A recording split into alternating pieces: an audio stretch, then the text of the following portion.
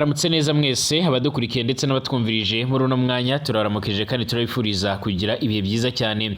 Leta y'u Burundi yamaze gusoyererwa ndetse itanguye kwibaza ikiraza kuba yokora mu nyuma yo kumenyekana yuko President Felix Tshisekedi bari bamaze igihe kinini cyane bashyigikiye mu bikorwa bigendanye no guhangana n'umwari M23 yamaze gusa n'uwemera ibiganiro mu buryo butaziguye mu nyuma yuko ku munsi w'ejo itangazo ryavuye i Doha mu gihugu ca Qatar ryemeje mu buryo budasubirwaho yuko President Tshisekedi na President Paul Kagame arongoye igihugu cy'u Rwanda baba barahuriye muri icyo gihugu ndetse bakagira ibyo baganira n'ibyo bemeranyaho mu bigendanye no gushakira amahoro n'ituze uburasirazuba bwa Repubulika Iharanira Intwaro Rusange ya Congo.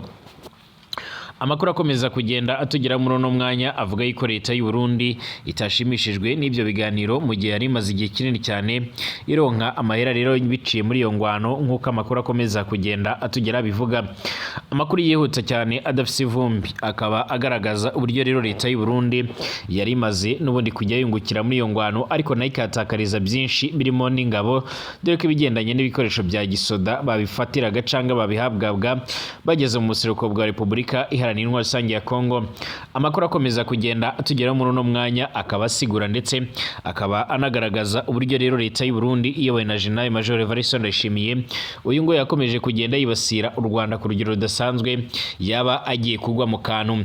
Ibibaye mu nyuma yuko kandi Evariste Ndayishimiye aherutse kongera kwagiza u Rwanda gushaka kumutera nyamara u Rwanda rukaba rwari ruretse gutangaza neza yuko hariko harakogwa ibiganiro ku mpande zombi, ibiganiro byashoboraga kuba bageza n'ubundi ku mahoro arambye ndetse no kwituze nk'uko bikomeje kugenda bigaragara.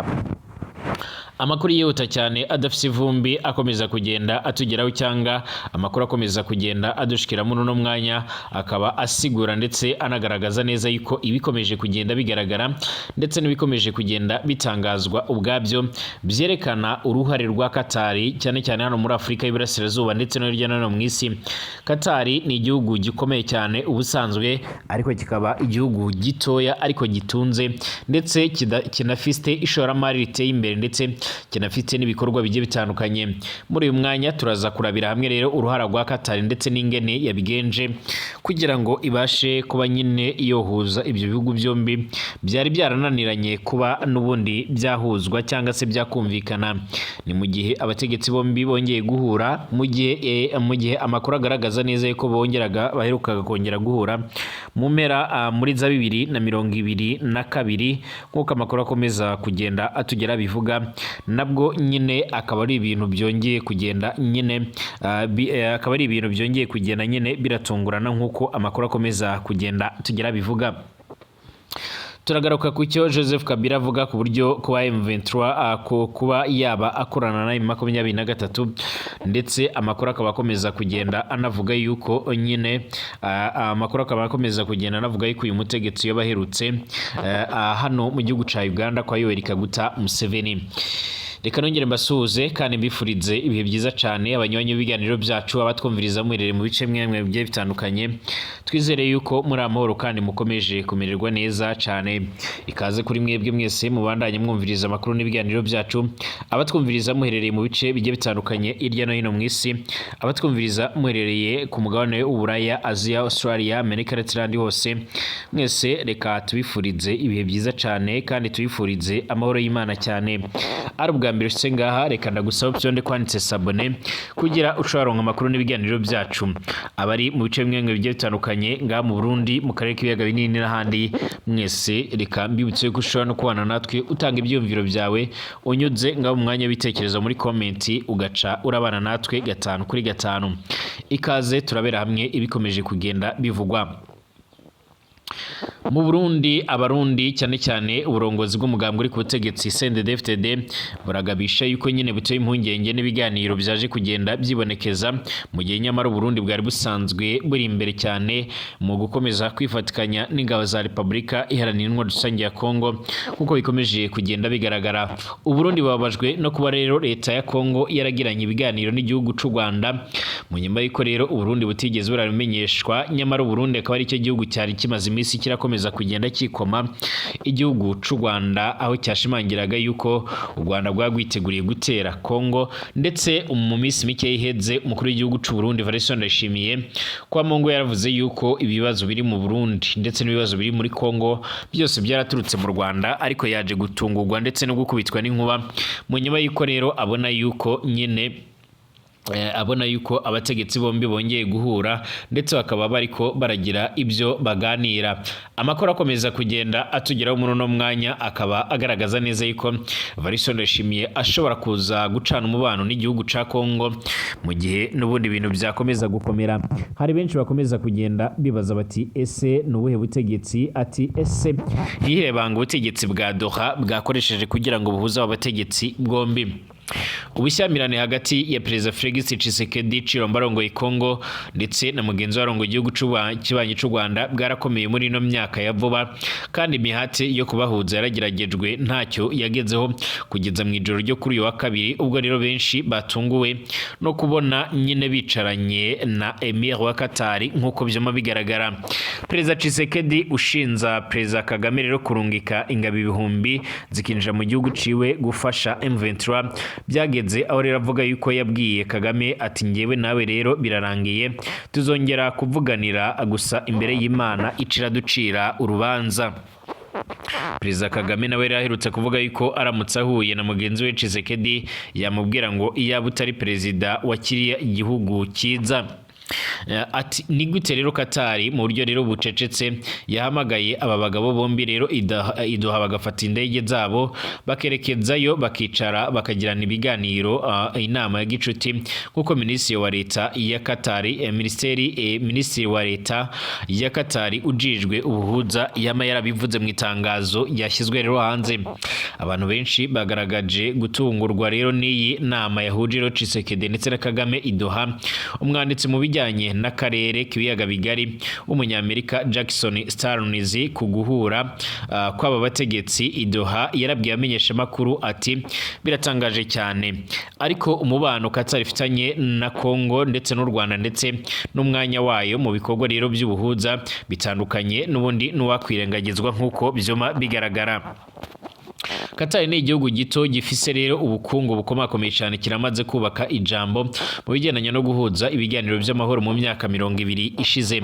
Abategetsi b'iki gihugu barashyize imbaraga rero mu buhuza mu makimbirane atandukanye ari mu isi, ndetse banashyizeho rero minisitiri wa leta ushinzwe ibyo bikorwa. Muri 2010 Qatar yahagarariye amasezerano yo guhagarika intambara hagati ya leta ya Yemen n'inyeshyamba z'Abahuti, nubwo rero nyine mu nyuma aya masezerano baje kuyarengaho nk'uko bigaragara. Muri 2010 kandi Qatar yarahuje leta ya Sudani n'imitwe yitwaje ibishwanisho mu ntara ya Darfur yayirwanyaga. Muri 2020 Qatar yabaye umuhuza mu biganiro by'amahoro hagati y'abatalibani ndetse na Amerika mu gushaka igisubizo ku ntambara yari imaze imyaka yarwa muri 18 muri Afghanistan. Muri 2020 kandi Qatar yarahuje leta ya Chad ndetse n'imihari y'inyeshamba zayigwanyaga. Ibi byose ni bikorwa byamaze kugenda bikorerwa ingofero n'abatari bakeya kuri ruhande rwa Qatar. Mu 2022 Qatar yayoboye ubucecere ibiganiro byagejeje Amerika n'Uburusiya rero ku guhererekanya imfungwa buri ruhande rwari rukeneye nk'uko byoma bigaragara. Icyo gihe benshi bibuka uburyo rero indege ebyiri, imwe ivuye muri Amerika indi ivuye n'ubundi i Moscow mu gihugu cy'Uburusiya, zirageze idoha ku mugwa mukuru canke ku gisagara gikuru cya Qatar zikagurana imfungwa umukinyi wa basketball Brittney Griner wari umaze amezi harwa mu 10 afungiye i Burusiya nyine kuri leta MONUSCO, ndetse na Victor Bout umucuruzi w'intwaro wari umaze imyaka irenga 10 afungiwe i Washington DC muri leta zunze ubumwe za Amerika. Mu 2023 Qatar yarasabye u Rwanda kurekura Paul Rusesabagina. Leta ya Amerika inshuti ya Qatar yari imaze igihe isaba Kigali rero kumurekura, kandi mu gutaha ajyaho rero aba muri leta zunze ubumwe za Amerika.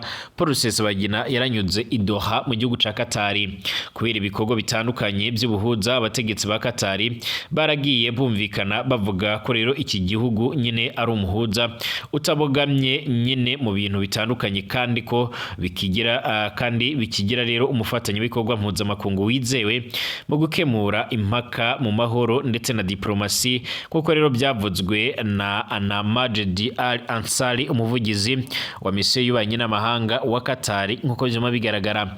Mu myaka ya vuba iheze Qatar n'u Rwanda byubatse ubucuti rero bushingiye ku ishoramari rya Qatar rya miliyoni amagana z'amadolari y'Amerika mu by'indege n'u Rwanda nkuko bigaragara. Ibihugu birafitanye amasezerano y'ubufatanye atandukanye yasinywe guhera muri 2017 ubwo rero ibyo bihugu byatanguzaga umubano wa diplomasi ndetse na Qatar gafungura ambasade i Kigali muri 2027.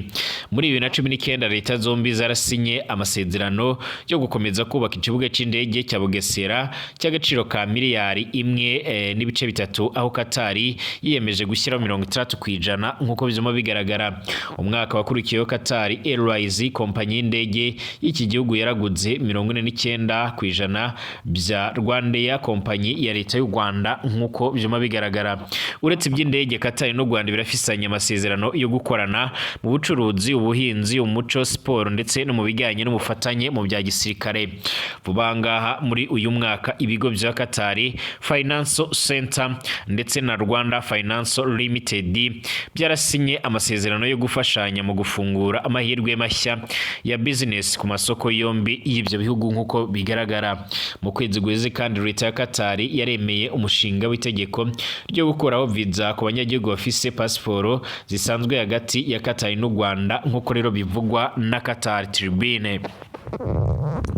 Uko bigaragara rero mu migenderanire n'inyungu z'imikoranire rero n'ubucuti bisa nibigoye ko Emir wa Qatar yahamagara perezida w'u Rwanda ngo ajye rero mu nama i Doha ntagiyeho mu gihe nta mpamvu ikomakomeye cyane yoba ibayemwo imubuza. Reka turabere hamwe rero no kubigendanye n'imibanire ndetse imigenderanire ya Qatar ndetse na Repubulika Iharanira Intwaro Rusange ya Kongo. Mu mwaka wa 2019 nibwo ibihugu byombi byarashyize umukono ku masezerano ashyiraho umubano wa diplomasi hagati yabyo. Muri uku kwezi Qatar yaratangaje ko rero irimo kwihutisha ibikorwa byo gufungura ambasade yayo i Kinshasa nkuko bikomeje kugenda bigaragara canke nkuko amakuru akomeza kugenda tugera bivuga. Qatar yaramaze kugaragaza ubushake mu gushora imari mu by'indege za gisivile muri RDC kandi mu mwaka uheze Qatar Airways ku nshuro ya mbere yatangiye ingendo zayo ziva ku kibuga cy'indege cya Hamad International Airport i Doha zigana i Kinshasa ku kibuga cy'indege cya Airport International Dengiri nkuko bigaragara. Ibihugu byombi byarashyize amasezerano yo bufatanye mu nzego zitandukanye zirimo iby'indege za gisivile, guteza imbere ndetse no kuvugurura ibikorwa remezo by'ubwikorezi bwo mu nyanja n'amasezerano hagati ya Qatar Airways ndetse na Kongo. Muri Mutarama uyu mwaka Perezida Tshisekedi yarahuye na Emir wa Qatar Sheikh Tamim bin Hamad Al Thani i Doha aho rero mu byo baganiriye harimo guteza imbere ubufatanye mu ikoranabuhanga n'itumatumanako ICT muri RDC nkuko rero ibiro ntaramakuru bya Qatar bibivuga. Biraboneka yuko kandi Kongo nayo ifise rero inyungu nyinshi cyane mu kubana na Qatar no kuba umukuru w'icyo gihugu umukuru w'iki gihugu igihe yokenera Perezida Tshisekedi atozuyaza mu kuba yo mwitaba. Mu gihe guhura rero kwa Tshisekedi na Perezida Kagame i Doha kwatunguye benshi umuhate wa Qatar mu bikorwa by'ubuhuza n'ibiganiro by'amahoro bitandukanye nyine n'umubano wayo na EDC n'u Rwanda ushingiye ku nyungu z'ubukungu birashobora gusobanura impamvu ibyananiye nyine abandi bahuza mu myaka iheze iyo rero yo bigeroho mu ijoro ryo kuri wa kabiri nkuko bikomeza kugenda bigaragara. Ibibaye mu gihe n'ubundi hari hitezwe ibindi biganiro bikomakomeye cyane nkuko amakuru akomeza kugenda atugera bivuga, ariko kandi ibyo biganiro bikaba byaraje kurangira nyine bitabaye nkuko amakuru akomeza kugenda atugera bivuga. Abatari bakeya bakomeza kugenda basigura ndetse banagaragaza neza yuko nyine bishimiye ibigendanye n'intambwe. Icyakora ku ruhande rw'u Burundi ntibajyunwa mu kugaragaza ko rero batunguwe ndetse binabateye impungenge mu gihe leta ya Kongo yokongera kugirana imigenderanire myiza n'igihugu cy'ubanyi cy'u Rwanda nkuko amakuru akomeza kugenda atugera bivuga cange nkuko bikomeza kugenda bigaragara.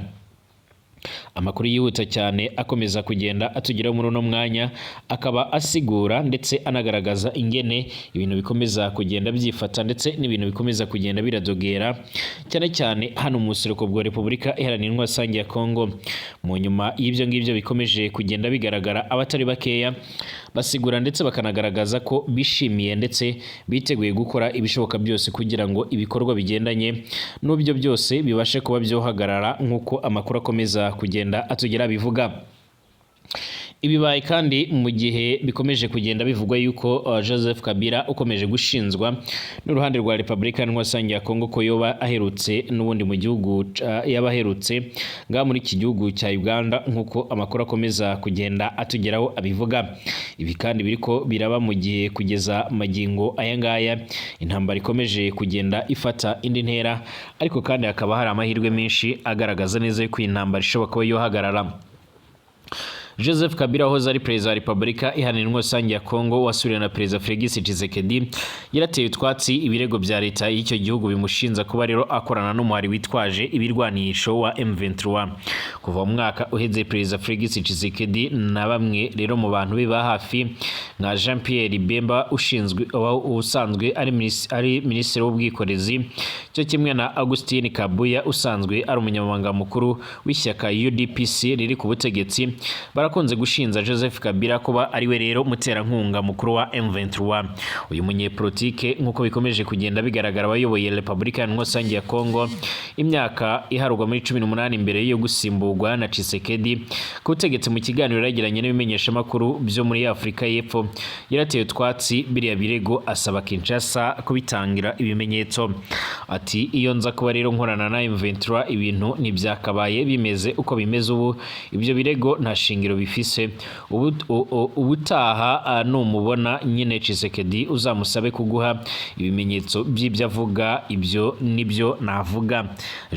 Joseph Kabila yagaragaje ko Tshisekedi ari we ntandaro y'ibibazo biri mu burasirazuba bwa Repubulika Iharanira Intwaro Rusange ya Kongo, anashingiraho ko ni ari we ufise mu biganza umuti wabyo nk'uko bikomeza kugenda bigaragara. Amakuru yihuta cyane akomeza kugenda atugera, akaba akomeza kugenda asigura yuko ibikomeje kugaragara biteye impungenge. Leta y'u Burundi irashobora gucana umubano na leta ya Kongo mu gihe koko ibi bintu byo bari ukuri, dore ko leta y'u Burundi yoba iguye mu kantu. Bashimire, tugaruke mu kanya.